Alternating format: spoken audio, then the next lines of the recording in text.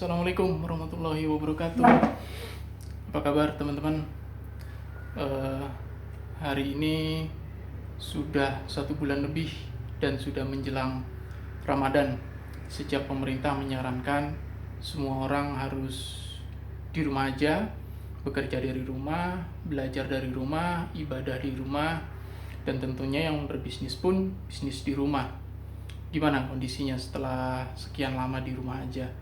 Boring pasti udah mulai, terus kemudian banyak masalah yang lain yang mungkin juga timbul. Selain ada hikmahnya memang dengan di rumah aja kita semakin dekat dengan keluarga, bisa memperhatikan pertumbuhan anak-anak, menghabiskan waktu hampir seharian dengan anak-anak, memperhatikan mereka, saling membantulah kegiatan di rumah. Tapi bagaimanapun juga ada hal-hal normal yang harusnya bisa kita lakukan jadi nggak bisa kita lakukan, terutama bagi teman-teman yang sehari-harinya biasa bekerja di kantor maupun di dimanapun lah yang harus dikerjakan di luar rumah. Sekarang harus ada di rumah terus, jadi otomatis saya nggak bisa ngantor, nggak bisa kemana-mana, nggak ada yang nggak bisa kerja sama sekali bahkan.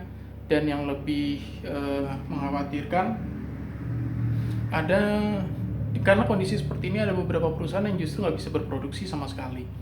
Akhirnya dampaknya pada karyawannya yang saat ini sudah banyak perusahaan dan karyawannya juga yang dibayang-bayangi dengan PHK. Dan ini juga yang secara umum sedang mengkhawatirkan akan adanya PHK massal, apalagi menjelang puasa dan kemudian akan lebaran. Bicara THR kayaknya kok agak terlalu jauh gitu, sementara sudah sebulan lebih nggak bekerja, perusahaan yang nggak berproduksi. Bagi teman-teman yang karyawan masih bisa terima gaji saja sudah syukur alhamdulillah, meskipun mungkin sudah mulai ada potongan gajinya, nggak dapat uang makan, nggak dapat uang transport, tapi masih bisa dapat gaji alhamdulillah. Nah, akan berapa lama kondisi seperti ini? Akan berapa lama masih bisa bertahan untuk mengharapkan dari gaji? Tentunya kan siapapun nggak ada yang bisa memastikan kapan COVID-19 akan selesai dan kondisi akan kembali normal. Kalaupun akan kembali normal, perlu waktu lagi untuk recovery. Artinya kalau dalam hitungan 2-3 bulan, 4-6 bulan sekalipun rasanya kok agak sulit ya membayangkan semua akan kembali normal. Nah kemudian gimana dong dengan diri kita sendiri, dengan keluarga kita? Terus kita harus apa? Solusinya apa? Nah, hikmahnya dibalik semua ini adalah, kalau saya melihat ada satu hal yang akhirnya kita harus sadari, bahwa bagaimanapun juga masa depan kita, hari esoknya kita itu bergantung pada diri kita sendiri. Dalam artian seberapa mampu kita bertahan atau seberapa mampu kita berbuat sesuatu untuk diri kita sendiri di masa depan. Nah, pada saat kita menjadi karyawan, kebetulan saya sendiri sekitar 22 tahun menghabiskan waktu saya di dunia penerbangan, dimulai dari pramugara waktu itu sampai akhirnya terakhir saya sebagai salah seorang di posisi manajemen di salah satu perusahaan penerbangan domestik di Indonesia. Tapi di saat saya pada posisi puncak pun saya berpikir bahwa bagaimanapun juga, seperti Om Bob Sadino bilang, almarhum Om Bob Sadino bilang, dan ternyata itu benar, setinggi-tingginya kita memiliki jabatan, tapi selama itu masih bekerja di perusahaan orang atau bekerja di perusahaan orang, artinya kita tetap pegawai. Kita tidak punya kuasa atas perusahaan itu, atas usaha itu, atas masa depan kita. Kita masih bergantung sama perusahaan itu. Tapi pada saat kita menjadi pengusaha, sekecil-kecilnya usaha kita, yaitu tanggung jawab kita, itu bagaimana diri kita dengan usaha kita, dan terakhir adalah dari Allah gitu, dari Tuhan, bagaimana doa kita dan ikhtiar kita, kemudian tawakalnya kita. Nah artinya dalam kondisi seperti ini pun kita nggak ada pilihan, harus kembali lagi ke situ. Bagi teman-teman yang masih menjadi pegawai, mungkin ini waktu yang tepat untuk memulai menyiapkan masa depan kita di tangan kita sendiri. Kenapa? Kalau hari ini teman-teman belum di PHK, bersyukurlah gitu loh, meskipun kondisinya menurun. Mungkin gaji sudah dipotong, uang makan dan transport tidak dapat karena work from home. Bersyukurlah dengan kondisi itu. Karena di satu sisi, teman-teman masih bisa mendapatkan apa yang selama ini teman-teman dapatkan meskipun berkurang, tapi di sisi lain terbuka peluang yang sangat besar untuk membangun sesuatu yang baru, yaitu bisnis. Kenapa saya bilang bisnis? Karena kalau teman-teman berpikir untuk pindah kerja, hari ini mau pindah kerja kemana? Perusahaan mana yang mau terima pegawai di saat seperti ini gitu loh. Hampir tidak ada, bukan tidak ada sama sekali, tapi hampir tidak ada. Itu satu. Yang kedua, apakah skill, knowledge, dan pengalaman yang teman-teman punya hari ini, kalau tadi saya bilang hampir berarti ada, meskipun kecil. Nah, yang kecil itu apakah sesuai dengan knowledge, experience, dan skill teman-teman? Belum tentu kan. Nah, artinya peluang yang terbesar adalah membuat usaha sendiri, bisnis sendiri. Nah, kemudian kalau dibilang bisnis, pasti atau kebanyakan orang selalu bilang, gue nggak punya modal, hidup sehari-hari aja udah pas-pasan, gue nggak punya modal, gue nggak punya uang untuk mulai usaha. Kalau teman-teman berpikir memulai bisnis, memulai usaha itu dengan modal uang, hari ini saya berani bilang itu salah besar. Kenapa? Karena dulu saya juga berpikir seperti itu. Tapi ternyata setelah hampir 2 tahun belakangan ini saya serius menekuni bisnis yang sebenarnya sudah saya rintis juga sama. Dulu saya merintis justru di saat saya masih pada zona nyaman, kemudian saya rintis dan akhirnya saya beranikan diri melepas zona nyaman saya ke zona tidak nyaman untuk membangun sesuatu yang baru. Dan ternyata di situ saya baru sadar bahwa memulai bisnis tidak selamanya modalnya uang. Terus modalnya apa? Sebenarnya kalau dibilang nggak punya modal, salah besar. Salah besar. Tidak ada manusia yang tidak punya modal untuk memulai usaha. Semua manusia punya modal untuk usaha. Kenapa? Karena diri kita aja udah modal. Apakah kita nggak punya knowledge? Bohong. Sekecil-kecilnya, sekecil-kecilnya pasti punya knowledge. Apakah kita nggak punya skill? Bohong. Sekecil-kecilnya pasti punya skill. Apakah kita nggak punya pengalaman? Bohong. Nah, hidup kita pengalaman semua isinya. Apakah kita nggak punya teman? Bohong. Itu network, itu modal. Nah, ini udah modal semua gitu loh. Ini udah modal semua. Dan ini bisa digerakkan untuk membuat satu bisnis. Tinggal skill kita apa, knowledge kita apa, pengalaman kita apa, network atau teman-teman lingkungan kita di bidang apa semuanya. Intinya tinggal dicari apa kebutuhannya di saat ini dan di lingkungan kita. Kemudian kita yang mencarikan solusinya, kita yang menawarkan solusinya. Untuk menawarkan solusi juga sekali lagi tidak harus selalu berawal dari punya uang. Ya namanya mau bisnis kan kita mau cari uang, bukannya udah punya uang terus kita mau bisnis, udah punya uang ngapain lagi gitu. Mendingan santai-santai. Karena sekali lagi saya kutip dari almarhum Om Bob Sadino, jangan berpikir punya uang dulu kemudian berbisnis, tapi mulailah berbisnis untuk bisa punya uang. Intinya itu.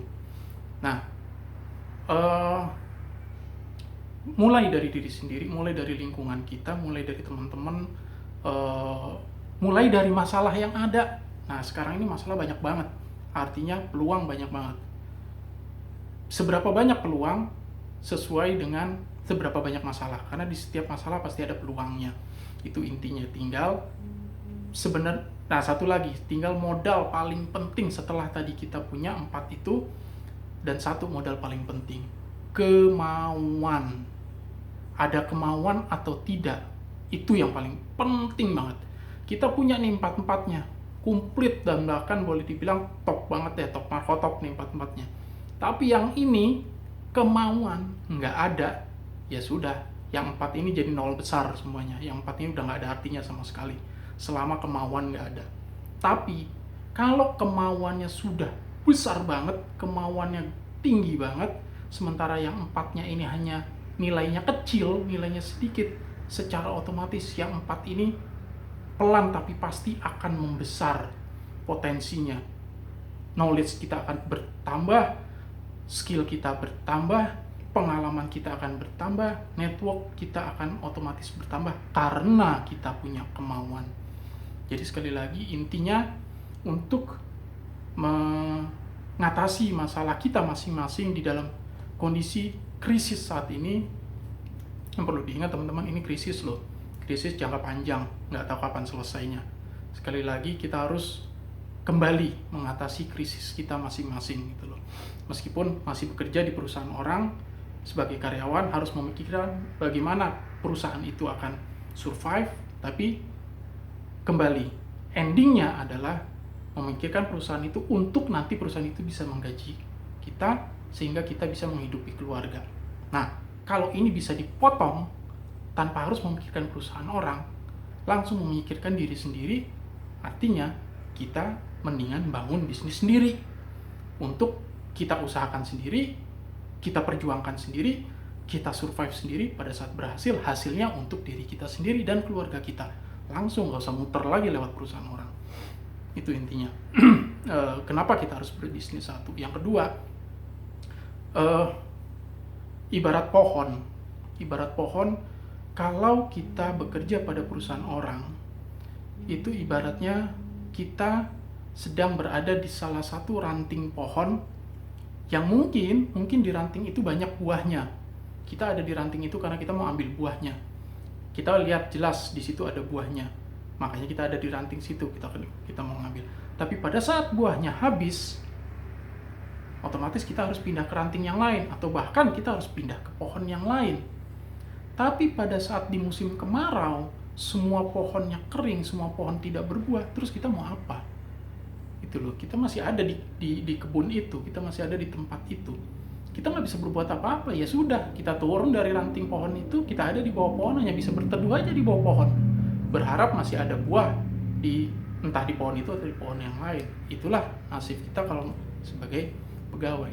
Tapi kalau kita sebagai pemilik pohon, pemilik kebun, pada saat satu pohon tidak berbuah atau mati, nggak masalah, kita masih punya pohon yang lain. Kita masih punya buah-buah di pohon yang lain. Kalaupun musim kemarau semua pohon kita mati, saat itu kita nanam pohon apa atau buah apa? Mungkin lagi bukan musimnya, kita ganti aja sama buah yang lain. Kita ganti aja dengan pohon yang lain. Atau ekstrimnya, wah udah nggak bisa untuk kebun lagi nih, tapi tanah luas, ya rubah, bangun aja kontrakan, bangun aja kos-kosan, kerjasama dengan orang lain. Artinya sebagai pemilik lahan, pemilik kebun, kita punya keputusan, kita punya power di situ. Kebun udah nggak bisa, ya sudah, ganti yang lain. Pohon ini nggak bisa, ya sudah, ganti yang lain. Nah, itulah bedanya antara pada saat kita sebagai karyawan dengan pada saat kita punya usaha sendiri. Sekali lagi, meskipun kecil, selama itu punya kita punya power di sana. Sekecilnya usaha kita adalah bosnya, kita adalah pemiliknya, kita adalah ownernya, kita adalah penentu keputusan, kebijakan, semuanya di situ. Tapi pada saat kita jadi karyawan, setinggi-tingginya jabatan kita masih sebagai pegawai, masih sebagai pesuruh yang harus nurut apa kata yang punya. Jadi kita nggak punya power yang cukup kuat untuk berbuat sesuatu sesuai dengan pemikiran kita. Nah, dalam kondisi seperti ini, krisis yang serba sulit, banyak usaha yang drop, jatuh, segala macam, terus usaha apa ya yang bisa dijalani? Pasti pertanyaannya seperti itu. Karena itu juga yang terjadi pada saya, yang kebetulan sudah hampir 2 tahun yang lalu, seperti tadi saya bilang, saya putuskan total 100% untuk berwirausaha, melepas karir saya di dunia penerbangan dan beralih menjadi wirausahawan. Dan begitu terjadi kondisi seperti ini, memang luar biasa benturannya atau luar biasa cobaannya yang harus dihadapin. Tapi sekali lagi, di dalam setiap masalah pasti ada peluang. Dan alhamdulillah dari beberapa usaha yang saya jalankan, usaha travel otomatis tidak bisa berjalan karena kami sudah declare sampai akhir tahun ini kita tidak bisa menjalankan usaha travel. Semua perjalanan sudah dibatalkan. Kemudian usaha saya yang lain masih ada yang berjalan meskipun tidak terlalu lancar, yaitu ekspedisi. Pengiriman barang masih bisa meskipun tidak seperti biasanya. Dan kuliner pun masih bisa jalan meskipun tidak seperti biasanya. Nah, artinya di tengah-tengah usaha yang atau dunia secara umum, dunia bisnis juga drop, masih tetap ada peluang. Sekali lagi, apabila kita menjadi karyawan, kita jadi karyawan di bidang apa? Pada saat bidang itu jatuh, ya sudah selesai, kita ikut jatuh di sana. Tapi pada saat kita sebagai pemilik usaha kita di bidang A sedang jatuh, saat itu juga kita langsung bisa swift ke bidang lain yang masih bisa jalan.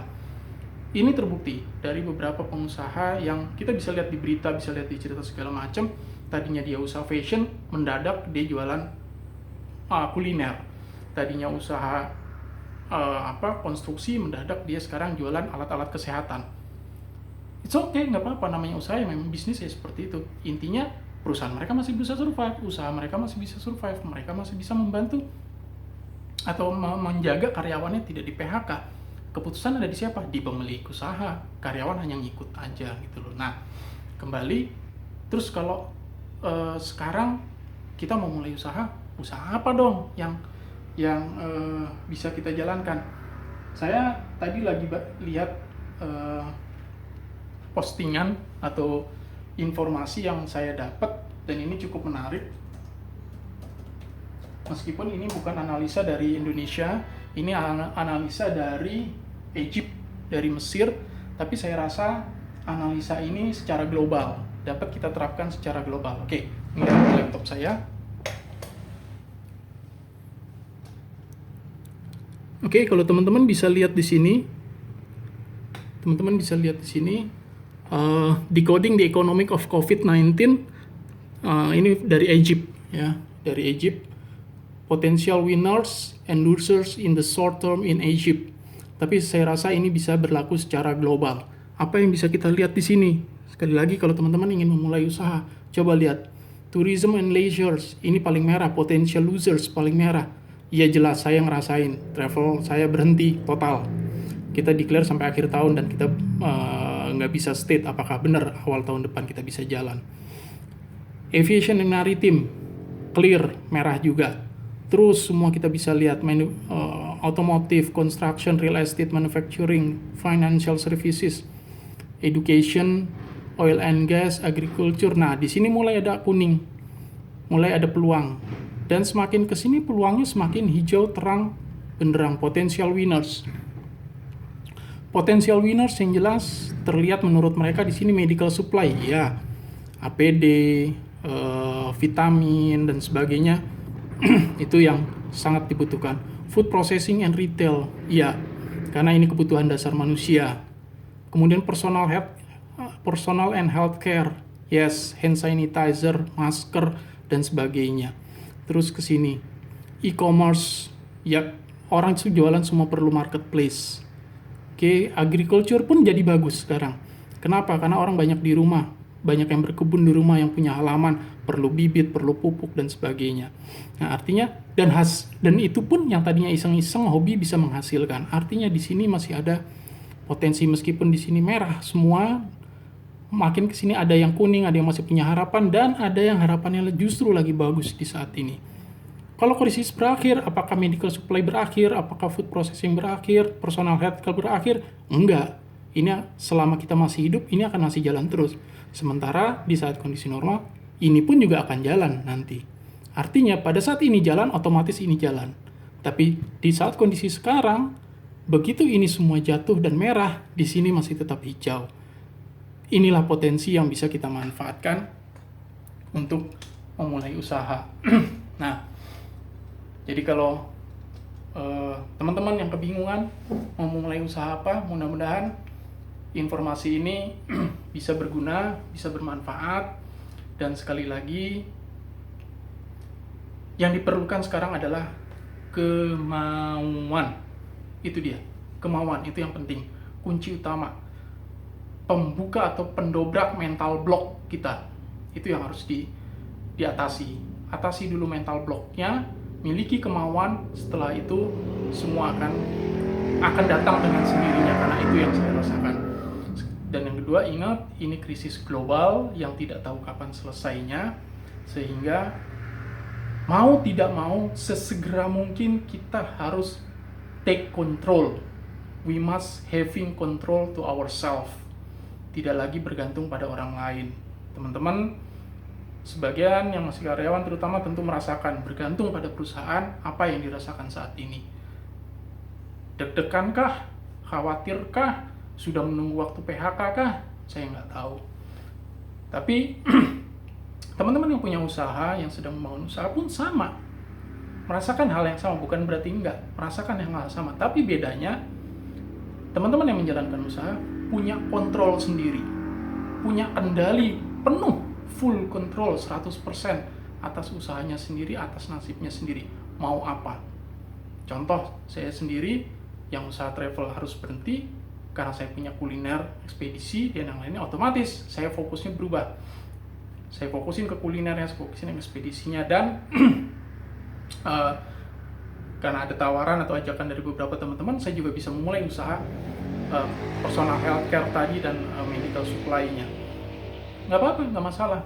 Itu kontrol ada di tangan sendiri, peluang ada, kesempatan ada, modal ada. Sekali lagi, modal itu bukan cuma uang, tidak bicara uang, uang itu nomor kesekian, tapi modal paling penting itu adalah yang 5 tadi. Diri kita, dalam artian knowledge kita, skill kita, experience kita, teman-teman, saudara, network yang ada di sekitar kita, kemudian kuncinya, pembuka 4 ini adalah kemauan kita. Selama itu ada, insya Allah jalan akan selalu ada. Perkuat doa, ini sudah mau Ramadan, kuatkan doa, perbanyak ikhtiar, kencengin ikhtiar, setelah itu kita tinggal tawakal ala Allah. Oke, itu saja. Di video saya berikutnya, nanti insya Allah saya akan share bagaimana cara memulai usahanya di dalam kondisi yang seperti ini, dengan di rumah aja, dan tentunya selama bulan Ramadan. Marhaban ya Ramadan, selamat menjalankan ibadah puasa. Semoga apapun kondisinya, semoga Ramadan ini tetap menjadi Ramadan yang terbaik dalam hidup kita, karena kita nggak tahu tahun depan kita masih ketemu Ramadan lagi atau enggak. Terima kasih sekali lagi, marhaban ya Ramadan, selamat menjalankan ibadah puasa. Assalamualaikum warahmatullahi wabarakatuh.